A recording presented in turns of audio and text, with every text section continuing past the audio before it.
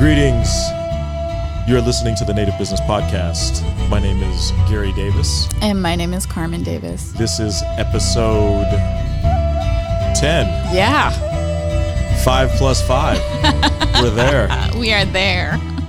Before we get into this episode of the Native Business Podcast, we want to make sure that you know where to get the latest and greatest news, business news happening in Indian country, which is at nativebusinessmag.com. You can also subscribe to our print edition, which is free. You can get our digital edition for a small, tiny fee. Very reasonable. I would like to refer to it as stupid cheap.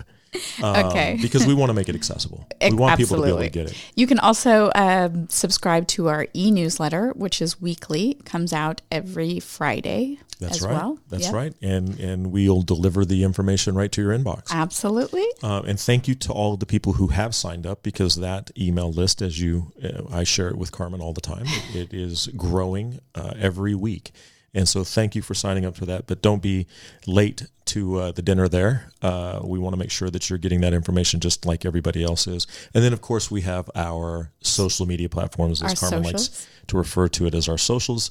If you could let people know where that they can find us on, IG and FB. IG and FB, it's Native Business Magazine. And Twitter, it is at Native Biz Mag.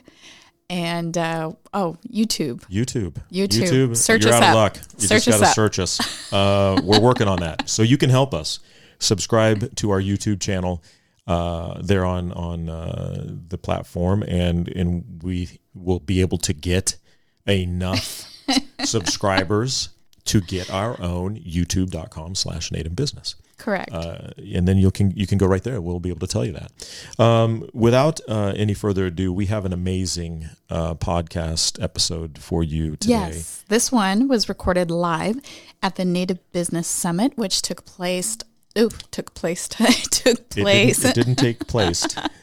Last May, 13th through the 15th at the Hard Rock Hotel and Casino in Tulsa, Oklahoma. And we had as our presenting sponsor Cherokee Nation Businesses. So Thank you again for that support. Absolutely. And we had a very, very amazing panel, very distinguished panel of folks that took part in this. And of course, we had our guest host, Mika Leonard from the Miami tribe there in Oklahoma, who had hosting duties there. She did amazing. And could you give the folks a little background on what this one is on entrepreneurship, and we have Myron Lizer, who is the vice president of the Navajo Nation, but he's also an entrepreneur himself. That's right. And he actually gave the keynote there, and gave a keynote. Yes. One of many great keynotes. Truly, indeed. We had Chief Baker. Absolutely. Then Chief Baker. Who was gave an amazing keynote. Yeah. We had former treasurer of the Cherokee Nation, right, Lacey Horn. Correct. Gave a very moving, awesome keynote. I'm not going to go through all the rest of it. But you I was waiting for you to I'm like, okay. No, but Vice President Lizer gave a very just motivational keynote while he was there. We have Clara Pratte, who is the founder and chief executive officer of Strongbow Strategies. And she was also at the Small Business Administration during the Obama administration. Yes. And she was also the head of the Navajo Nation, Washington, D.C. office. Correct. Yeah. Very distinguished. And J.C. Seneca, he is the CEO of Six Nations Manufacturing. Who owns, just an awesome rock star entrepreneur up there in Seneca country. And, just really proud to see our people doing it at such a high level of business. Tobacco manufacturing, a truck stop. Yeah. We'll let him talk more about all the great things that he's doing, but just such an accomplished group of people. And again, shout out to Mika Leonard for just doing an amazing job as host of the Native Business Podcast. And with no further ado, please make sure to subscribe to the podcast wherever you're getting it. And we really, really appreciate the support. I know Carmen always likes to read your responses. So if maybe you could encourage them to leave a review. And so with that, this episode of the Native Business Podcast was recorded live at the summit, and let's go to it now. Entrepreneurship, encouraging entrepreneurship and why a private sector is important for the long-term growth and vitality of Indian country. Again, my name is Mika Leonard. Thank you for being here, and I would like to welcome our panelists. We have Ms. Clara Pratte, the founder and Chief Executive Officer, Strongbow Strategies, Vice President Myron Lizer from the Navajo Nation, who we heard from this morning, and Mr. J.C. Seneca, the CEO of Six Nations Manufacturing. So before we get started with questions, I'd like each of the panelists to introduce themselves, tell us where you're from, tell us about your business, or in your case, Vice President Lizer, I guess your many businesses as well as your political career, and share a little bit about what has brought you here today, and then we'll talk a little bit more as a group. So why don't we start with Clara? Okay, thanks, Mika. I blame Jeff Blackwell for me and Vice President being late. We started engaging in a great discussion about broadband, so really happy to be here at the Native Business Summit. Really great networking happening. But my name is Clara Pratte. I am the founder and CEO of Strongbow Strategies, a company that I co-own with my partner, Hank Householder, who's here today. And we do a variety of things, consulting, federal contracts, and just it runs the gamut from IT support, staff augmentation, technical support, and strategic planning. And really, we're helping a lot of our tribal clients on the tribal end doing business development items, and then on the federal end doing anything that our federal customers ask us to do. So really happy to be here. My background, I am Navajo. I'm from Navajo Nation, born and raised in Lupton, Arizona. And I previously was the director for the SBA Office of Native American Affairs, did the E200 program under that for the entrepreneurship training, entrepreneurship boot camp. So really passionate about entrepreneurship in Indian country. So excited to have this dialogue. We're excited to have you here, Claire. Can't wait to dive into more of those pieces. Vice President Lizer, we heard a lot from you this morning, and interesting about just your background of being a small business owner and sort of how that intersected into political leadership. But if you could again kind of introduce yourself, tell us a little bit more about you and your journey through business. Thank you, Mika. Myron Lizer, the Vice President of the Navajo Nation, and I'm very happy to be here. Thank you. This opportunity to just give, I guess, two sides of Myron Lizer, which is my business, small, entrepreneurial-minded mindset, and then also my political, which is newly 18 weeks we've been into this, and so it's a new thing, still trying it on for size, but really passionate about business as well. And so I'm from Arizona. I was born in Ganado, Arizona, raised in Fort Defiance all my life until I moved away after I graduated from high school, from Winter Rock High School. And so I'm half Comanche and half Navajo, and really just wanting to help flame the fire, so to speak, add gasoline to the fire for the spirit of entrepreneurism. And so I am, my former life, I was the CEO of really cool stuff for Navajo Westerners, Ace Hardware, a family business, and my wife Dottie, out in the audience here, we've helped spearhead the expansion of it and for the next generation. So thank you for having me. Thank you very much. And last but not least, Mr. J.C. Seneca, tell us about you, where you're from, your business, and what brought you here today. Yeah, good morning, everybody. J.C. Seneca, I'm Wolf Clan from the Seneca Nation. We're located about 30 miles south of western Buffalo, New York, up in western New York. And my business I started 32 years ago. But the vision and the dream of being in business started long before that. Even I think when I was a young boy, growing up, my parents, we had a drive-in range where you could hit golf balls at. We operated a camping facility. So early on in my life, business was a part of it. And then as I grew up, dreaming and thinking of being in business, I remember I was in the Air Force back in the late 70s, and planning and drawing, designing of business that I wanted to pursue when I got out of the military. Did that in 1987. Opportunity was working at a local business pumping gas, and opportunity was there. I could, start my own business, and that's what I did. So I started out very small, had enough money to buy 60 cartons of cigarettes and started selling cigarettes on the side of the road. and I just turned my money over, in time. Built a building, started put in some gas pumps, and started selling gas, and just my business now has evolved into I'm a retail outlet, truck stop, manufacturer of cigarettes.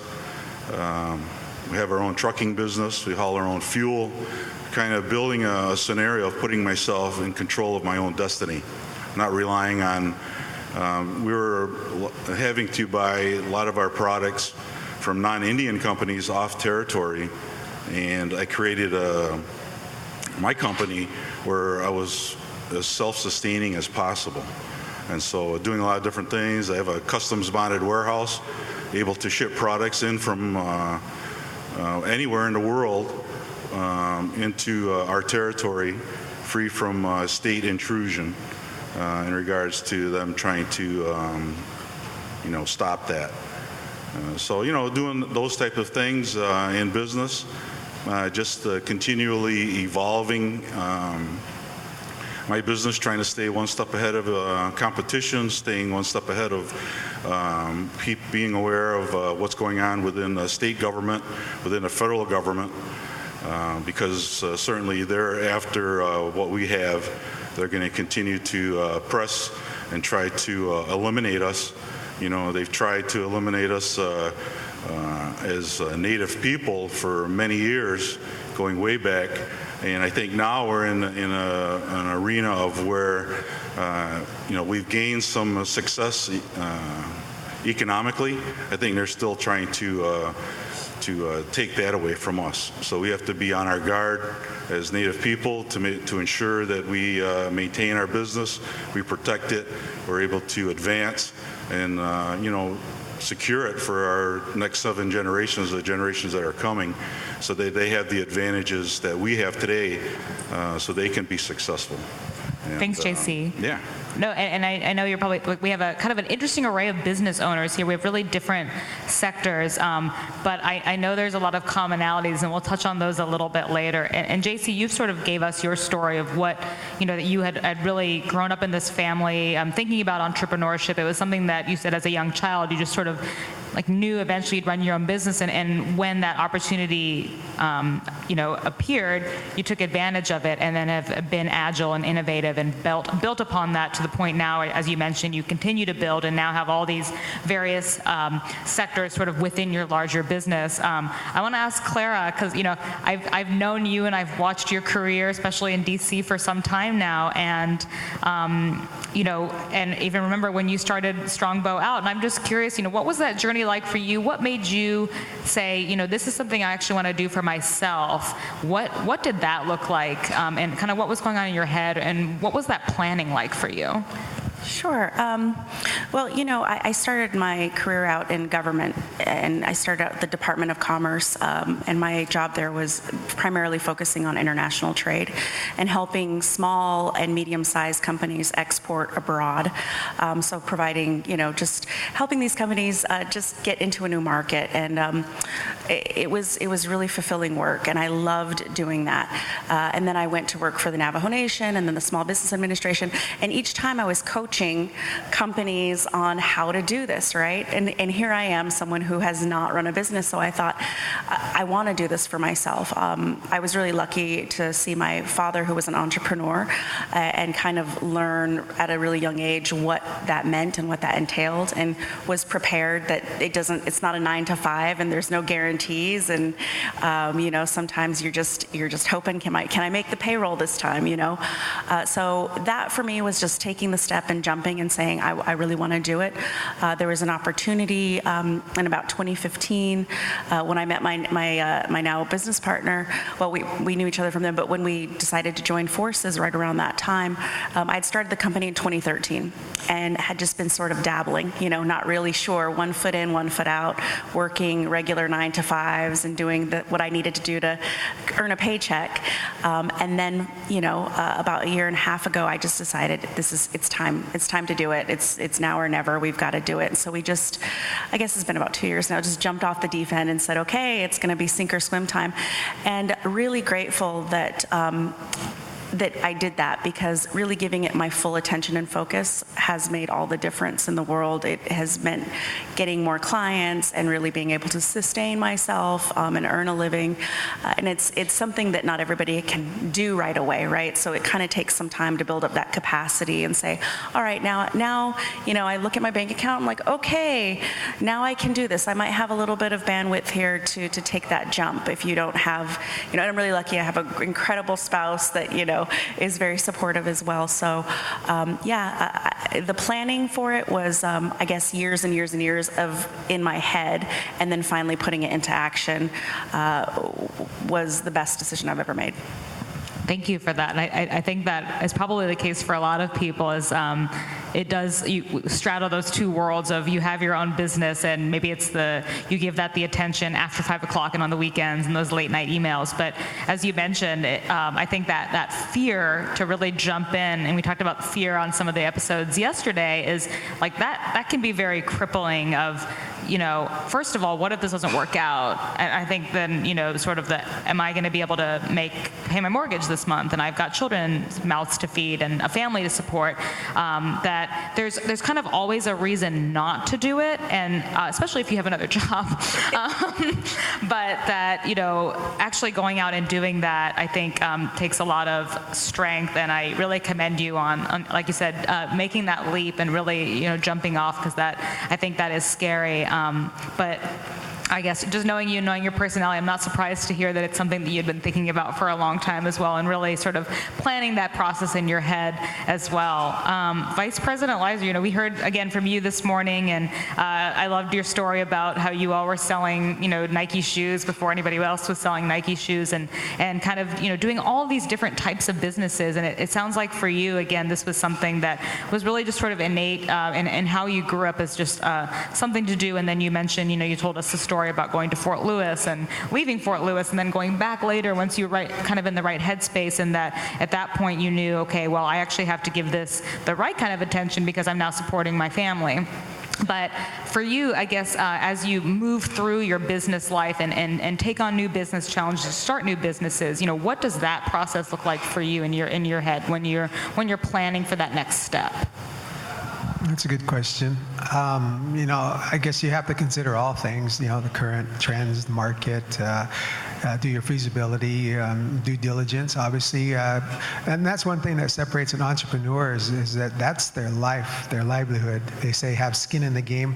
You talk to people who are controlling the decisions and developing the policies and procedures, or in other words, the bureaucracy and the red tape.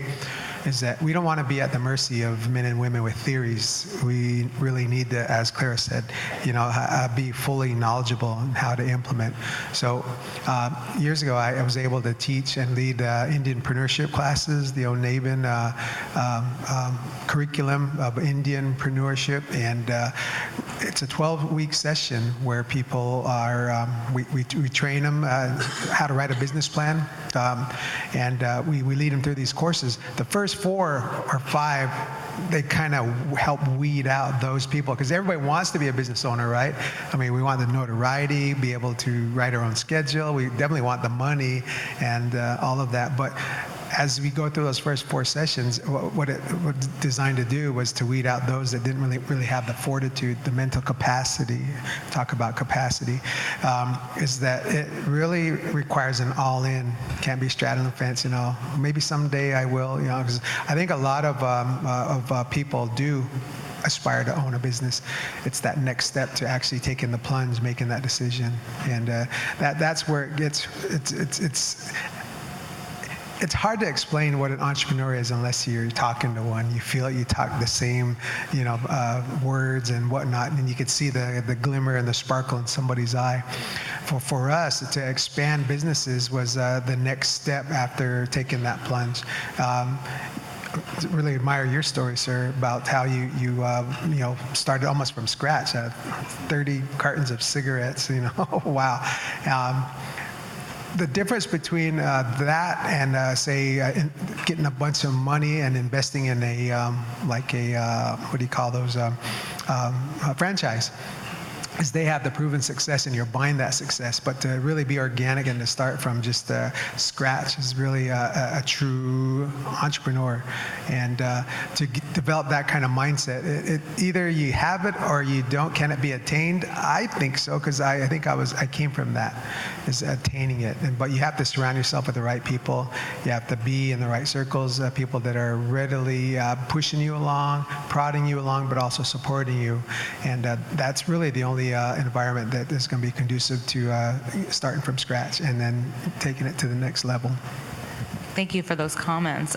When you mentioned Indianpreneurship, a little bit of a tongue twister, that kind of got me thinking, and I'd kind of like to hear from each of you on this, is, we've heard a lot at this event about the idea that, Native people were business people from the onset. We've always been engaged in business.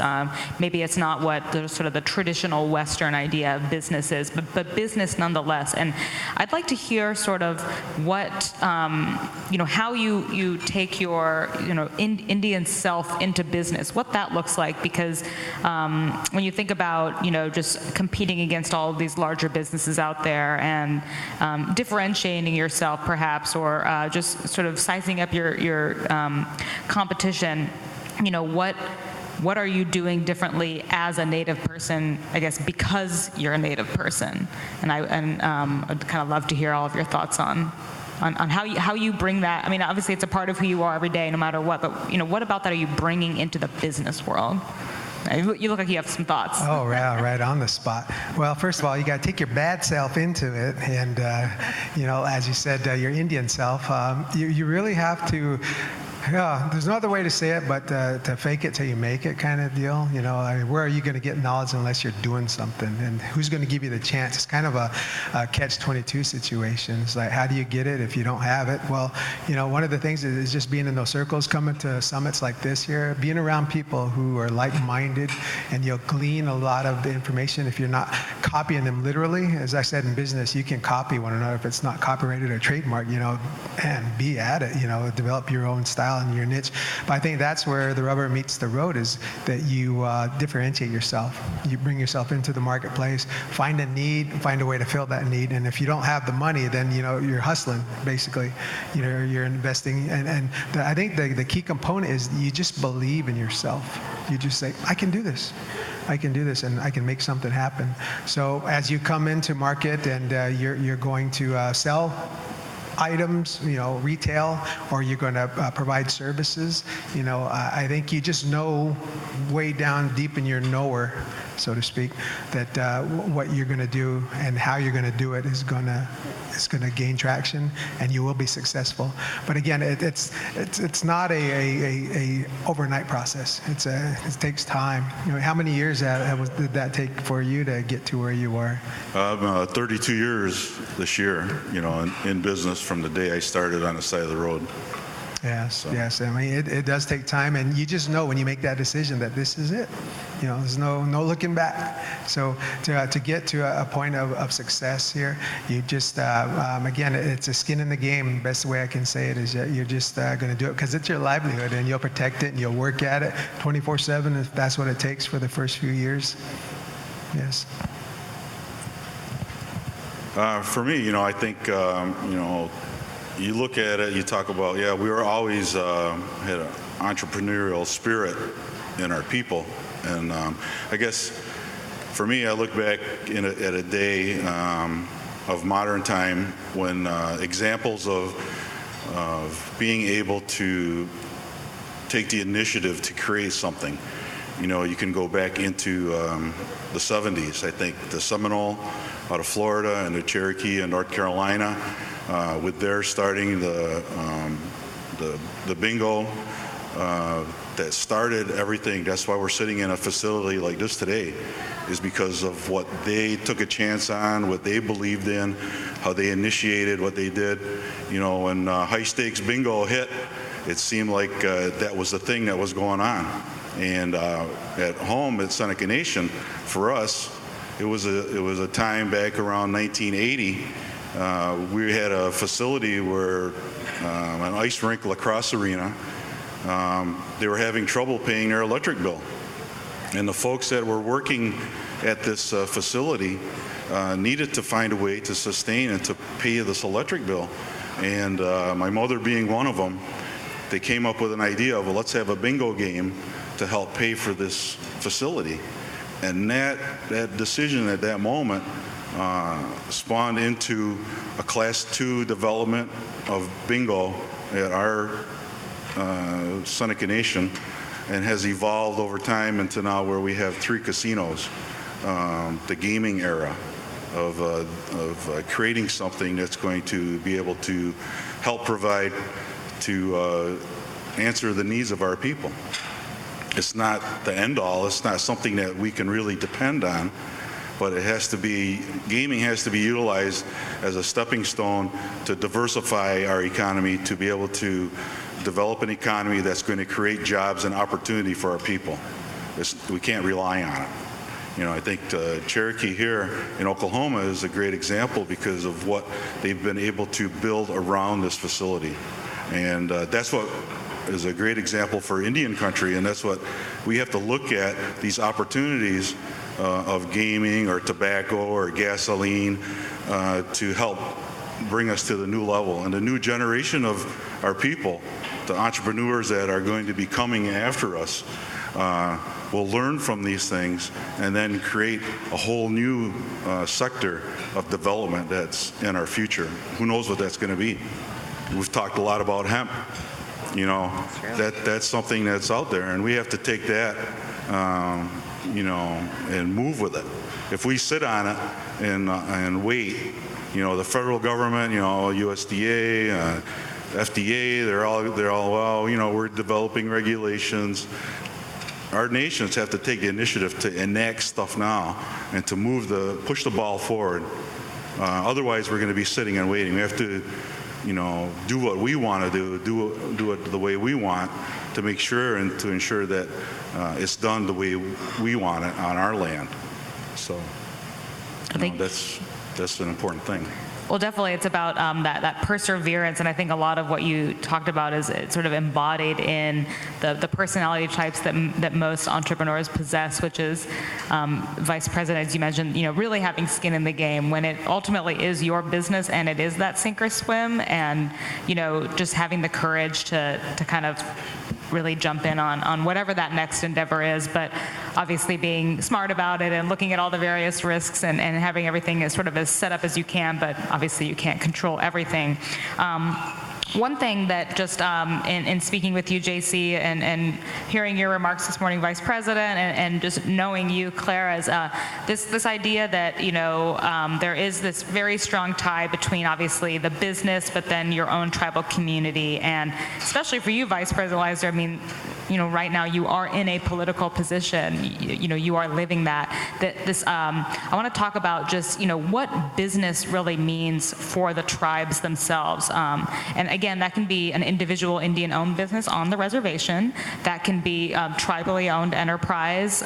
You know, that can take on a variety of forms, but just this sort of the way that the business and the tribal community really intersect. I'd kind of like all of your thoughts on what you think that looks like. I know we have two citizens of the Navajo Nation here, and we have JC Seneca from the Seneca Nation, up, you know, completely different part of the country, different geographies, different, you know, sort of economies too. Navajo Nation, obviously very, very large tribe, huge landmass, tons of different businesses. So I am curious, and feel free to put your own personal spin on sort of what your own business, how that might tie into some of these pieces as well. So just your thoughts on, again, just business, the opportunity for tribes themselves, again, whether that's individual or tribally owned. Clara? Yeah, I'd love to talk about that. One of the big things that we always hear about in Indian country is the tribal enterprise, of course, and they're extremely important. They play a critical role.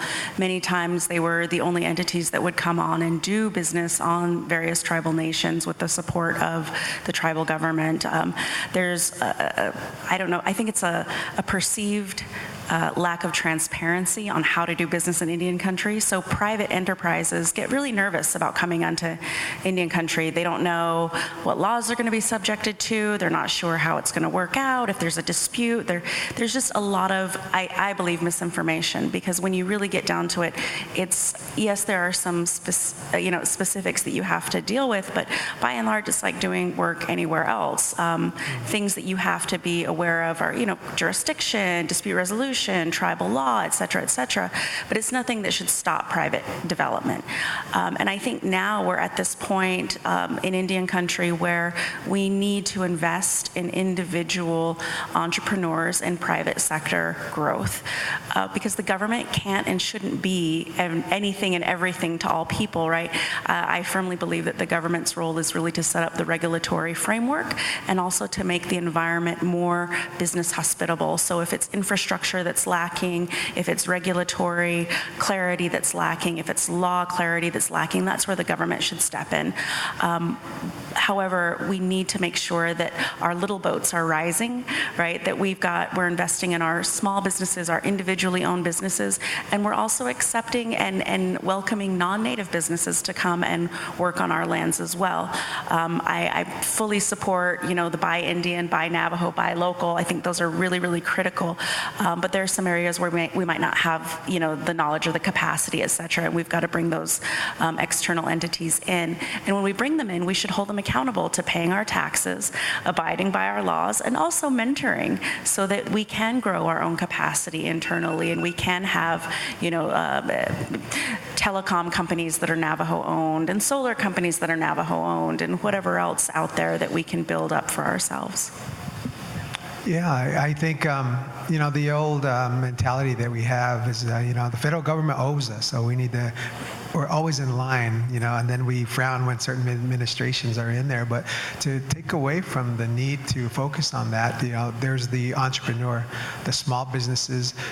Clara was right how, our tribal entities, they're important. If I had a dry erase board, I would draw you a three-legged stool, and a tribal economy is strongest when the three legs, the tribal entity leg, the private sector leg, which is small business and entrepreneurs, and the nonprofit legs are of equal. That way it sits and you can balance it. So as you know, there's a lot of grant money that's out there, and there's a lot of nonprofit businesses that flourish on our Indian nations. But a true tribal economy would be strong in all three legs. Right now, if you were to look at our Navajo Nation tribal entities, the leg is very long and strong on that one. So our economy can't really stand. And then when you don't support local small business and support your Navajo businesses, the money that is there on the nation goes right back off for supplies and services. And so to really create an all-inclusive tribal economy, it's just that old the scenario of $20 bill. If you had $20 bill and you spend it in a tribal business, and they, in turn, the owner of that tribal business spends it with another tribal business in your community, and it turns 6-7 times, that represents a strong tribal economy. But now the scenario is on our reservation is the monies that we do get, it goes right back off almost immediately, if not to maybe one turn of that $20 bill being spent locally and then off. So it's that's where that notion buy Navajo, buy local, and again, it's at its grassroots form. But if you get 175,000 strong people realizing, hey, my purchases do make a difference here, it increases our nation's tax revenue, and thus there's many more opportunity for aspiring entrepreneurs to, hey, flower shop, a salon, nail salon. And I'm thinking about these. These are Navajo women. They love these things. And our Native women, they love these places. So why aren't there more of these on our reservation, in our communities? So if we have tax coffers there on our nation that would readily go out and support small business, which I think is what we're creating now with an entrepreneurial-minded vice president. And that's all I say. And I tell people, buy Navajo, buy Navajo. And so I know they're getting tired of hearing me say that, but that's really a grassroots effort, if there ever was one, to help our nation look at their buying habits. No more going off to the border towns and spending all your money. Let's start spending more and more here, for it's for our children's benefit and our children's children, that they'll have opportunity. I have to brag on the vice president just really quickly. I was blessed to work on the president and vice president's campaign when they were campaigning to get into office, and I can attest he really does. He walks his talk. I remember during many of the hours and miles that they were putting on their vehicles, driving all over the nation, he said, I was just rushing back because I was getting low on gas, and I wanted to make sure I was back on the nation to buy my gas, because I only buy my gas on the nation. So he's inspired me. So now when I drive from Flagstaff to the nation, I look, and sometimes I'm coasting into the nation on fumes, but I'm making sure that I get to the nation to buy my gas, because he's inspired me to it's just these small things that we can do to help support our local businesses. Well, like you said, it's something that really spreads like wildfire. And to your point, Vice President Lizer, if there are more of those services and products that people are able to purchase on the reservation, then I think they certainly would want to. And if you can get your hair done, your nails done, and get your car fixed, whatever that may look like, if everything is there locally, I think we all love the idea of buying local, and I think we all would want to do it more. It's just sometimes the products just literally don't exist. JC, we'll kick it over to you again. I know you're in business, your own business. I know you also have a lot of involvement in the community, and we spoke yesterday about how that has really sort of pillared things for you, and being able to be supportive and not only to be a business leader within your community, but to be a political leader, and what that looks like and why that's important. So if you could share a little bit about that piece of your background with us. Sure. Yeah, definitely. I think, looking back, the importance of community, that is everything. It feeds government, it feeds business opportunity. I think it all starts with our community, and we have to keep that in our mind when whether we're in government or whether we're in business, and how the three work together. And that's an important thing. I think looking back at when I started business, one of my proudest moments when I was in an article in a paper, they quoted me, and my title was JC Seneca, Indian Activist. And I mean, I'm very proud of that, and I think as Indian people, we all have to be an activist, whether it's within our own community or whether it's with the state government or the federal government. We have to let them know what we're thinking and what we're feeling, and that we build everything from that. And I think, even with our own tribal governments, I'm sure we don't agree a lot with what they do with tribal councils and executives. And and I sat there, getting involved in business and pushing governments in ways that we the people of our nations don't believe that's the right way. We need to speak out, and we mold and we define the path of what our government takes. And I think those are important things. I'm very thankful and fortunate to have been able to serve my people as a tribal counselor 3 terms. I've been able to be the CFO, treasurer of the Seneca Nation, for a 2-year term. And I'm continually involved in what goes on within our government. Recently, we just created a Seneca Business Council, we call it, comprised of businesses within our territory, to act as an advocate and a liaison between government, community, and business to try to work better together. And so we're working on that. It's an important thing, and for me, being in government and realizing, the stresses on a dollar and how to provide for our people's needs. A lot of our people's needs, aren't met. And as business people, as community people, we need to find ways to do that. For me, I started my own charity organization. It's called J.C. Seneca Foundation back in 2011, where we've been able to bring awareness to different things, raise money, provide different things for our people to utilize in regards to diabetes. We were able to raise money and purchase a van that helps transport our members to and from their treatments and appointments. We've advocated for against child abuse and also with drug and alcohol prevention and awareness. And most recently, and I'm very proud of my wife and her initiative to create an organization called It Takes a Tribe, which focuses on foster children and the foster care system that we have in our nation, and to be able to reach and help those children, the families that are caring for them, bring awareness to our community and surrounding area, to focus in on that and to do what we can to help.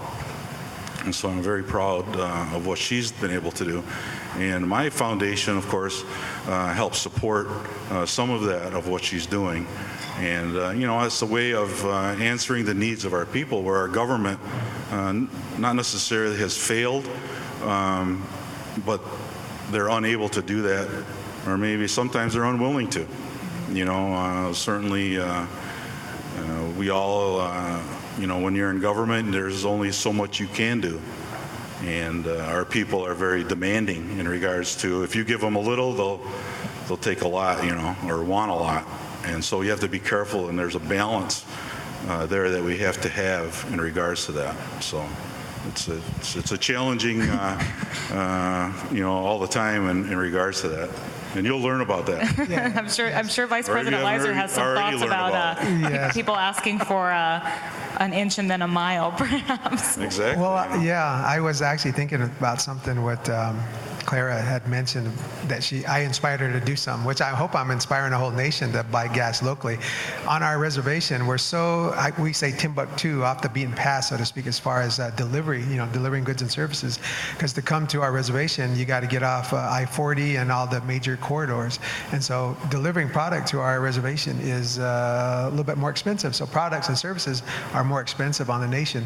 Gas is about 20 cents, a little bit more expensive. So it's a lot easier to hit a border town, pay less for the gas, but it says something to go back home to the reservation and buy gas, because it's by and large about 20 cents more. But here's the problem, and I believe this is where entrepreneurs can really get a hold of this here, is that when you go into business for yourself, you increase the lifestyle in your community, which breeds hope, which breeds maybe dreams for a future for your children, and aspiring to work hard, because the jobs are now closer when you got more businesses, and you're able to raise a family, and the lifestyle's enhanced, which goes back to what she just said, and I just was thinking about it as you were talking, sir. Goods and services come into your nation. The nation needs to create. We need to create more items. In case in point, for our nation there, when we're creating something, the trucks that would deliver the goods and services, because you're not going to get rich being a retailer, marking stuff up, because that's where you mark yourself out of you price yourself out of the market. But when there's a creation and created things being created, you're getting trucking companies now coming in, because they can deliver the goods and services at a cheaper rate when they have an outbound trip to go back out. So they're picking up goods and services as well as delivering goods and services. That makes transport costs a lot cheaper. And so again, a true entrepreneurial minded community can enhance lifestyle by even bringing the pricing down. As you know, competition is good for the consumer.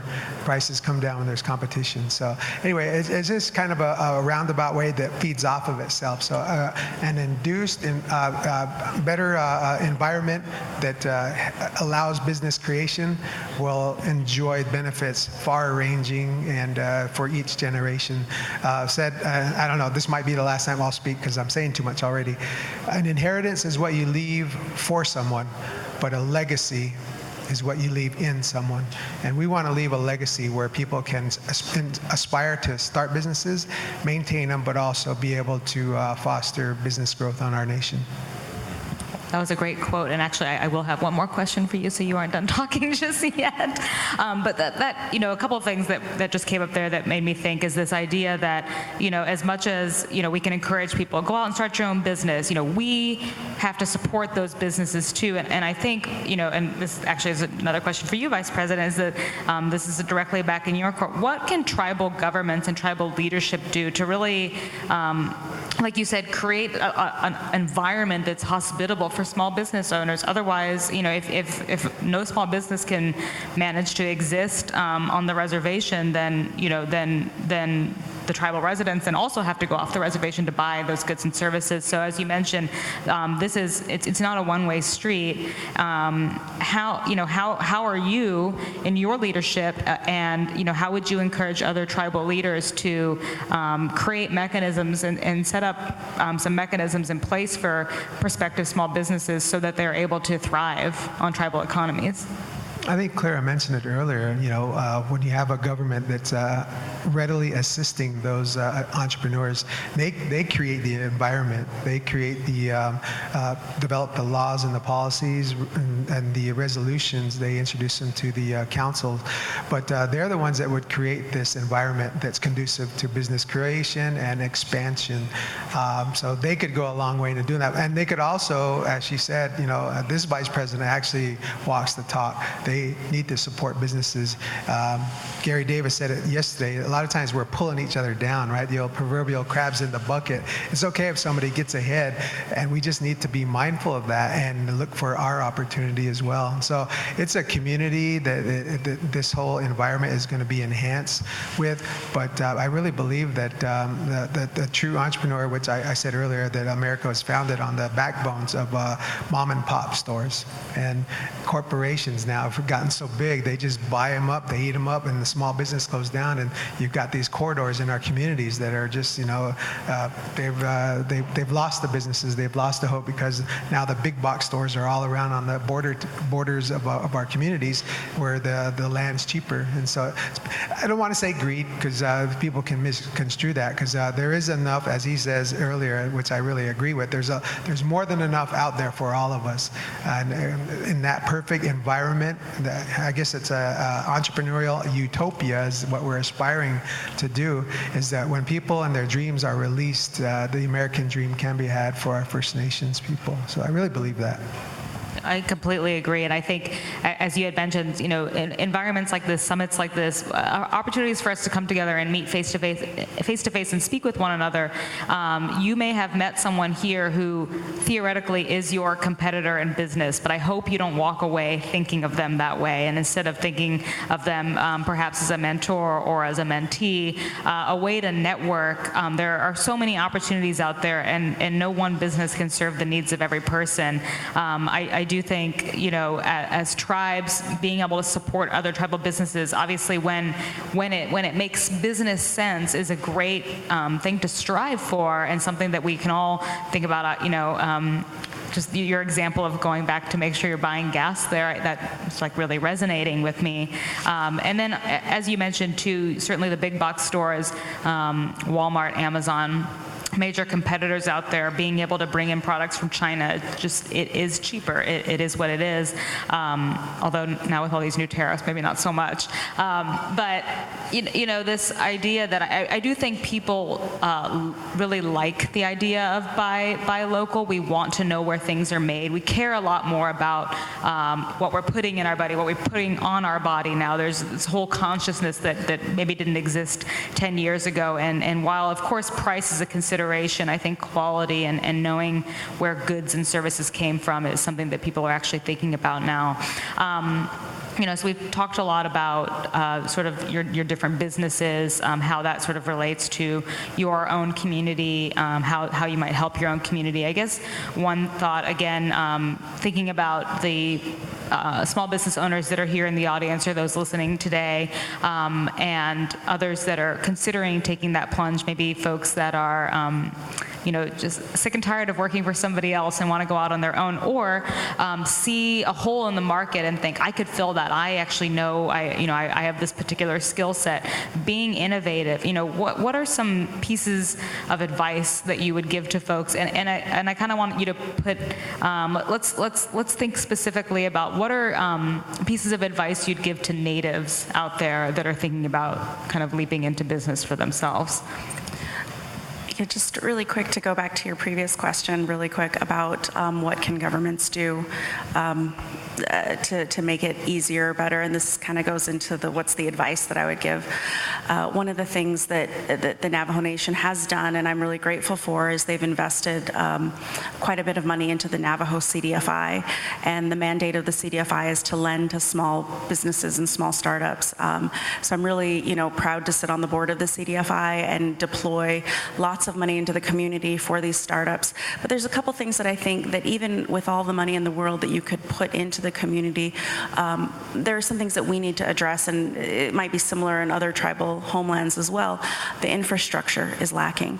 So even if a company wants to be on the nation, myself, for example, I've relocated to Flagstaff, which is a little bit off the nation, simply because the infrastructure for IT wasn't there to support what I need to do, on a day-to-day basis with internet and things like that. So that's a challenge. So where government can invest into the IT infrastructure is really important. And then land availability. It's kind of strange because you look out there and all you see is land. However, none of that land is available for development. Oftentimes it's tied up, or the status of it is not conducive for an entrepreneur.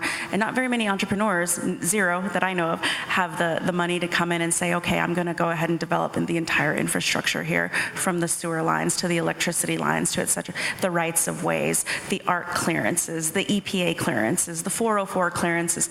There's so many things that go into taking a parcel of land and changing the status from just being, nothing on it to trying to build a structure on it, that it's just prohibitive. So I think governments could certainly develop entrepreneurship corridors or industry corridors where they do all of that withdrawal and pre-infrastructure work ahead of time, so that an entrepreneur like myself or somebody else could come in and say, okay, there's a strip mall, for example, that's already there, and we have some of those on the nation, but not nearly enough to meet the demand of what's there.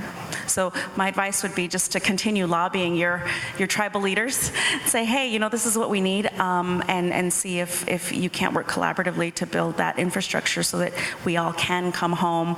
I'm close to home, but I'm not right there, and 2 hours might as well, to me, be, 2 states away, because it's just, it's different. It's not the same exact thing.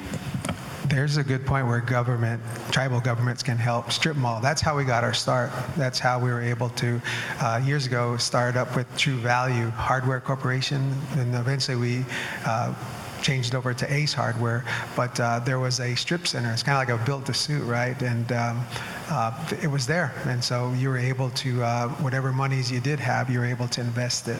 And as you know, those that risk the most should reap the return on investment on those. So I know there's a lot of our aspiring entrepreneurs that have that resolve, say, I do have my nest egg here and I'm ready to invest, but there's limited opportunities. There's no strip malls out there. There's no internet out there that I could readily propel my business into the information age or the digital age. So tribes can really help by developing the infrastructure that entrepreneurs need, and eventually the economy gets so robust that there's opportunities for the likes of Kohl's to come in, appliance stores to come in, that can, because there's no margin. I don't see many people getting rich selling appliances, but the big box stores can really do that because they do on a volume basis. Instead of buying by the truckload, they buy by the rail car load, and so it's an economies of scale problem that most of our entrepreneurs wouldn't be able to touch. But tribal governments can help very much so by aiding and increasing the infrastructure on our nations. And last but not least, JC. I say believe in your ideas, believe in yourself. There's going to be a lot of doubters out there. There's going to be a lot of naysayers. People are going to tell you that you can't can't do this, you can't do that. Just have a mindset that you can do and you can get it done. And I think business today, from when I started 32 years ago to now, is a whole different opportunity. And young people today, the people that want to start business today, the internet, social media, all of these things are important in business today. In my current business, just recently, over the last few years, we've been able to, we have websites, we have social media presence, all those things help your current businesses. But I think it's essential to any new business that's starting to be to take it head on, to make sure that those things are working from the get-go, and develop it, use it, make sure you get the most out of that, because that's the future. That's where business is going to be. We can see it across this country, especially in our where I'm from. There's a town not far away from us that has a lot of strip malls, and they're empty. And they just put a prohibition on building anymore. We have malls that are there that are ghost towns that. Because of the online presence and online shopping and the opportunities for doing that, people are no longer going into the malls to buy stuff. They're buying it online. And that's what new people in business have to be aware of, and being a Native person in business, be involved with the government, know what your government is doing. If they're not paving a road that's going to be to your benefit, speak up, be involved, say something about it. Be aware of what's happening in the state, of what the legislature's doing. Make sure you're aware of what's going on in the federal government. Be involved in organizations like this, the Native Business Organization here. This conference, this is a much needed venue. I've been involved in government for some 30 years. I've been to NCAI, USET, which is in my region. All great organizations. And we have to find a way that all these organizations communicate and work together to provide that future that we need for our people. And if we can do that, if we can find a way to work together and communicate, then as Native people, we can all be successful. Together we are stronger, certainly. And a couple closing remarks as we wind down here, and I'm sure you're all getting hungry. Some great advice from some accomplished small business leaders that are in this room. One thing, JC, that you mentioned when you were in the paper listed as an Indian activist and how proud you were. I always think of myself as an ambassador of Indian country, and I think, coming to events like this, we've all had great conversations, but we can take these outside of the room, and thankfully with this podcast, we can really take it outside of the room. But I encourage you to share about what it means to be a business owner as a Native person, what it means to be a Native American. As we are a small population in this country, and we have the ability and privilege to get to educate folks on who we are. Unless we are telling that story ourselves, someone else will tell it for us. Another thing I thought of is in our short, less than 1 hour on stage, each of you mentioned your spouses, and I think you would all probably like to say that being a small business owner is a lot of work. It takes a lot of time, and it takes the support of loved ones. So I'm sure that that has been a tremendous amount of support for you in your ventures as well, and will continue to be so. So I would like to thank my panelists. Again, we have Clara Pratte, the founder and CEO of Strongbow Strategies, Vice President Myron Lizer from the Navajo Nation, and Mr. JC Seneca, CEO of Six Nations Manufacturing. Thank you all very much. I hope you enjoyed the event.